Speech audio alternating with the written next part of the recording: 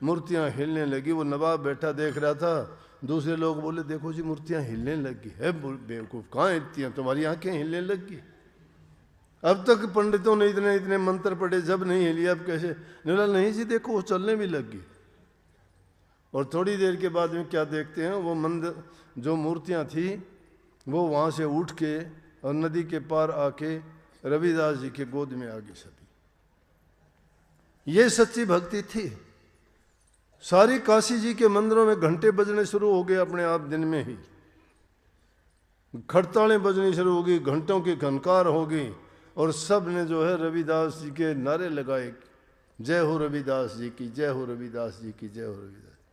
इस प्रकार के उन्होंने भक्ति की। सच्चे मन से एकाग्र चित्त होकर जो इंसान बुराइयों से निजात पाके और सही उस गुरु के बताए रास्ते पे जो चलता है, तो निश्चित रूप से वो अपने उद्देश्य में कामयाब होता है। ये ना सोचना जी कलयुग है अब नहीं होता। अरे कलयुग क्या है, कर युग है, करो ना, करोगे तो कलयुग है, ना करोगे तो कलयुग है। इसमें करने वाले सारे काम कर जाते हैं। और कितनी कितनी खोज कर ली प्रभु की, खोज करने के लिए तो अब तो और ज्यादा वो होना चाहिए था।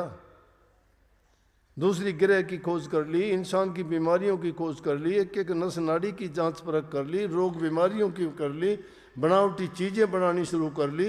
एक प्राणी तो नहीं डाल सकते, लेकिन अगर ये सच्चे मन से वो खोज करे तो उसको क्यों नहीं कर पाता है? संतों ने खोजा है उसको, इसीलिए संतों ने आके वो उपदेश और शिक्षा दी है। लेकिन संत कभी उस माया के जाल में जंजाल में नहीं फंसे, उन्होंने लाख कोशिशें की। प्रभु ने उनकी परीक्षा लेने के लिए एक बार एक वृद्ध साधु का भेष बना के आके कहने लगे, आप बहुत गरीब हो, आपकी झोपड़ी है, भक्ति में लगे रहते हो, आपके पास कुछ भी नहीं है, मैं कहीं बाहर जा रहा हूँ, मेरे पास एक ऐसी चीज़ आपको दे के जाता हूँ, आप इससे काम लेना। पारस पत्थर है मेरे पास, ये आपको दे के जाता हूँ, इससे लोहे का सोना बना लेना, और अपना घर मकान, ये खाने पीने का सामान जो भी आपको ज़रूरत है पूरी कर लेना। रविदास जी अपने काम में लगे हुए हैं, कोई सरोकार नहीं। क्या कहते हैं, उस लालच और स्वार्थ में नहीं आए। आज के ज़माने में हीरो का काम करने वाला था, उससे कोई उल्टे सीधे काम करवाने के लिए ले जाने लगा और उसको देख के कहने लगा ये काम करना पड़ेगा तुझे। अब भूखा था, पेट के लिए हर कोई आदमी कर लेता। हाँ बोला जी करूँगा, ज़रूर करूँगा, मैं भूखा हूँ, पेट के लिए मेरे से कुछ भी करवा लो। बोले चल, तो बोले तेरे को ये तेरा हुलिया भी बदलना पड़ेगा। बोला जी आप हुलिये की बात करते हो, मैं तो अपने माँ बाप को भी बदल लूँगा। ये हाल है। अपने स्वार्थ के लिए तो लोग उसको से कुछ भी बदलवा लो, बदल लेंगे, बदल जाएंगे।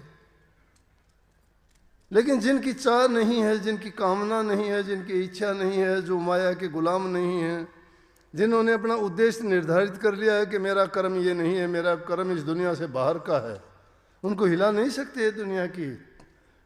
ये छोटी मोटी बातें हैं, बड़ा विरोध होता है, बड़ा कठिन रास्ता है।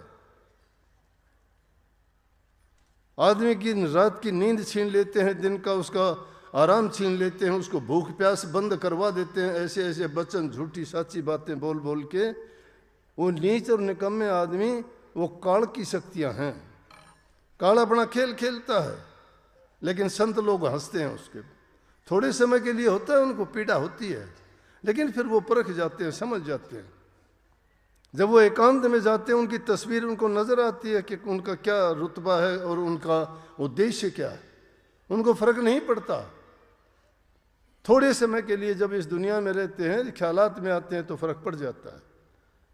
रविदास जी अपने काम में लगे हुए हैं, कोई परवाह नहीं है। कहने लगे रख दो इसको, झोंपड़ी की टाटी में उसको रख दिया। 1 साल के बाद वापस आए वही महात्मा, देखा वही टूटी हुई झोंपड़ी है, वही फूस गड़ा पड़ा है, वही कुंडे में चाम भिगोता है, जूतियाँ बनाता है, वही हालत है। कहने लगे रविदास जी पहचाना मुझे? बोला कि नहीं पहचाना। बोला मैं 1 साल पहले आया था, आपकी ये हालत, मैं आपको पारस पत्थर दे के गया था। हाँ याद आया, आए तो थे आप। बोला वो पारस पत्थर कहाँ? बोला आप कहाँ रखे गए थे? बोला देखा ही नहीं। ने बोला नहीं जी आपने कहाँ रखा था, देखो। उन्हें जाके देखा तो वो उसे धूल मिट्टी में हाथ मार के निकाला, उसमें बैठा पड़ा। उसको उठा के करने लगे रविदास जी ऐसा क्यों? ने बोला मुझे ज़रूरत ही नहीं पड़ी, मेरी ज़रूरत ही नहीं है, 2 रोटी की ज़रूरत है वो मिलती है मुझे। दुनिया में 2 ही काम हैं, या तो आदमी को उसे दे के जाओ, नहीं छोड़ के जाओगे। अगर तुम किसी को देते नहीं हो तो तुम्हारे साथ तो जाना नहीं है, छोड़ के जाओगे। या तो दो किसी को, है तो तुम्हारे पास, अगर नहीं है तो कितना भी जोड़ लियो सब छोड़ के जाओगे। ये महल मकान कोठी बंगले गाड़ियां एक धेला साथ नहीं जाएगा। शिक्षा है ये उनकी। बोला मुझे जरूरत ही नहीं है। कहने लगे कमाल है। रविदास जी देखते ही देखते, रविदास जी आँख खोल के देखते हैं तो गायब। रविदास जी को तसल्ली होगी कि खुद मालिक मुझे दर्शन देने के लिए आए थे, मेरी परीक्षा लेने के लिए आए थे। अरे आम छोटे मोटी परीक्षाएं तो होती रहती हैं, लेकिन कभी कई बार तो उनकी परीक्षा में खरा उतरने के देखने के लिए प्रभु खुद उनकी परीक्षा लेने के लिए पधारते हैं। तो ये रविदास जी थे जो हर हाल में, हर अवस्था में अपने परीक्षा में हमेशा सफल रहे, क्योंकि उन्होंने सच्चे मन से भक्ति का रास्ता, तो उन्होंने ये शिक्षा दी हमें भी कि इस माया के जंजाल में मत फंसो।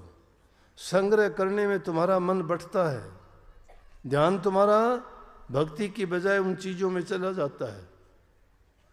उनमें जाने के बाद में फिर मुड़ना बड़ा कठिन हो जाता है। इंद्रियों के भोगों के रस में जब फंसते हो तो चाहे कुछ भी नहीं पता तो है तुम्हें कि कुत्ते जैसी हड्डी है ये। जैसे कुत्ते को सूखी हड्डी मिल जाए, उसको पता है कि इसमें मांस नहीं है, रक्त नहीं है और ना कोई रस और आनंद है, लेकिन उस हड्डी को लेके वो छिप जाएगा कहीं लेके और एकांत में जाके उस हड्डी को चबाएगा, और चबाने से उसमें से जो खून निकलेगा उस खून को अपनी जिह्वा से चख के सोचेगा कि हड्डी से रस आ रहा है, हड्डी में रस नहीं, खून उसका ही है, हड्डी तो सूखी है। यही अवस्था हमारी है इन इंद्रियों के भोगों में। उस सूखी हड्डी को चबा के अपने आप को हम खत्म करते हैं और हम सोचते हैं कि आनंद और रस आ रहा है। इंसान रोगों और बीमारियों का घर इसीलिए होता जा रहा है।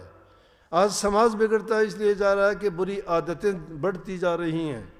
नौजवान बच्चे हैं, उनको हमें संभालते ही नहीं हैं, उनमें नशे की लत पड़ती जा रही है। नए नए नशे, कोई शराब, कोई सुल्फा, कोई गांजा, कोई भांग, कोई अफीम। एक दिन में गाड़ी में जा रहा देखा कि एक नदी के किनारे पेड़ खड़े, इतने बड़े 4-4, 5-5 फुट के, बच्चे होंगे कोई 14-15 साल के। वो दोनों हाथों से उनको यूं मसल रहे। मैं बोला इन पौधों को क्यों खराब करते हैं? बोला जी ये इससे वो निकालते हैं।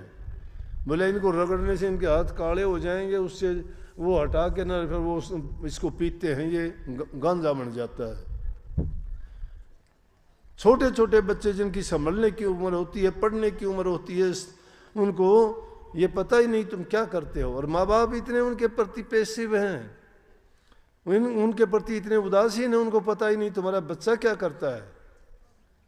माँ बाप तो काफ़ी तो ऐसे हैं जो खुद ही ऐसी लतों में डूबे पड़े हैं, शराब कबाब में, उल्टे सीधे कर्मों में। वो संतान को क्या संभालेंगे? अगर उनके घर का कोई नेक रास्ते पर चलता है वो तो उनके लिए तो बाधा जरूर पैदा कर देंगे। बच्चों को संभालो। नौजवान बच्चे जो बिगड़ते जा रहे हैं उनके लिए तो तुम ही गुरु हो, तुम ही संत हो, तुम ही संगति हो। संतों के पास तो जब जाओगे जब तुम उनको नेक बनाओगे, नेक इंसान जाता है वहां पे। लेकिन यहाँ तो अब तो जमाना ऐसा है कि बिगड़े हुए संतों के पास जाते, जी मेरी शराब छुटवाओ, मेरा जुआ छुटवाओ, मुझे नौकरी दिलाओ, मेरा बेटा पैदा कर दो, होना चाहिए, मेरी गरीबी दूर होनी चाहिए। हो जाएंगी ये।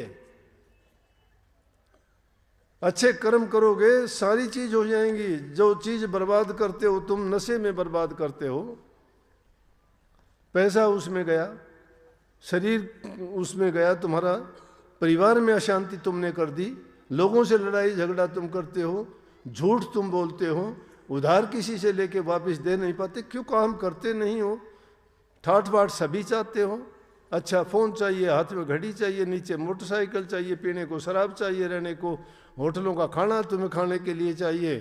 ये खाने हैं, ये रोग और बीमारी पैदा करके तुम्हारे विचार शुद्ध कैसे रह सकते हैं?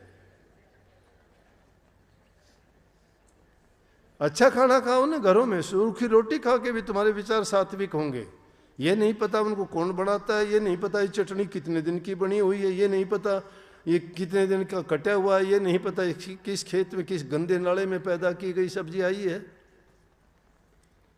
पता है तुम्हें कि जहाँ सब्जियाँ पैदा होती है उस गंदे नाले की सब्जियों का नीचे हाल देखोगे तुम, अगर देख लोगे वो सब्जी खा भी नहीं पाओगे। और तुम उन चीज़ों को चटकारे लेके खाते हो तो रोग और बीमारी और किसको होंगी? फिर शिकायत करते हो जी मुझे दर्द रहता है, मुझे ये हो गया, मुझे कैंसर हो गया। ये कैंसर रोग की बीमारियां हैं।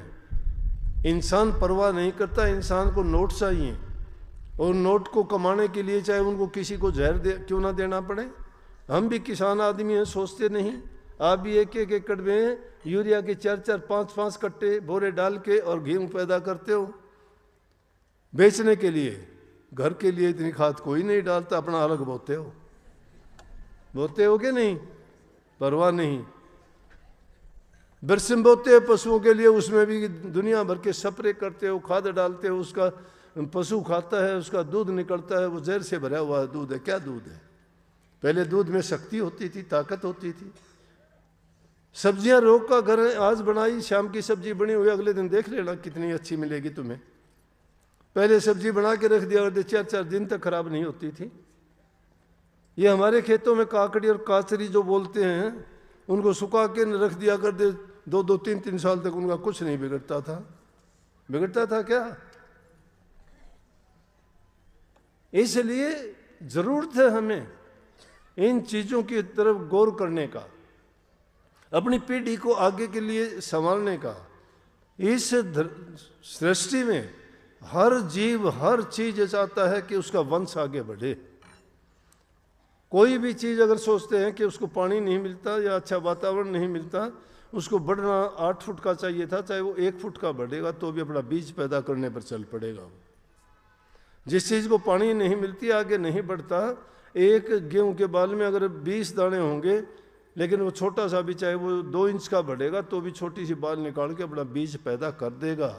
लेकिन इंसान अपने बीज के प्रति इतना उदासीन है कि इसका क्या होता जा रहा है।